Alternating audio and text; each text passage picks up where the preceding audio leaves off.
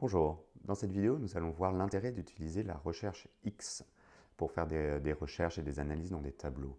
Alors imaginons que vous ayez ce tableau avec des informations RH concernant des employés d'une entreprise. Donc voilà, l'identifiant, prénom, nom, etc. Alors exercice purement théorique, mais imaginons que vous souhaitiez identifier le manager par rapport à l'identifiant des employés. Donc là on va sélectionner, pardon, un identifiant au hasard. Alors, la manière la plus classique, ou en tout cas historiquement la plus classique de faire, c'était d'utiliser une recherche V. Donc là, on va venir rechercher l'identifiant dans le tableau. Et pour cela, on doit aller rechercher dans la colonne H, qui est donc la 1, 2, 3, 4, 5, 6, 7, 8e colonne. Hop.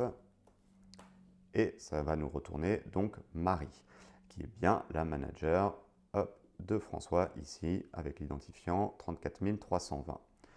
Bon, c'est faisable, mais on voit que la syntaxe n'est pas forcément évidente et que si on a un tableau avec 50 ou 100 colonnes, ça va être encore plus difficile d'utiliser la recherche V.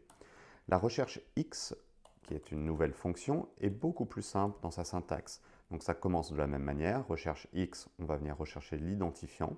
Là, on va préciser la colonne dans laquelle on va venir rechercher l'identifiant. Et ensuite, plutôt que de compter le nombre de colonnes, on va venir sélectionner ici la colonne H. Hop.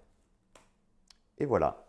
En quelques clics, on peut retrouver Marie, qui est donc encore une fois bien la manager de François. Et cette recherche X est beaucoup plus simple dans sa syntaxe et dans son utilisation.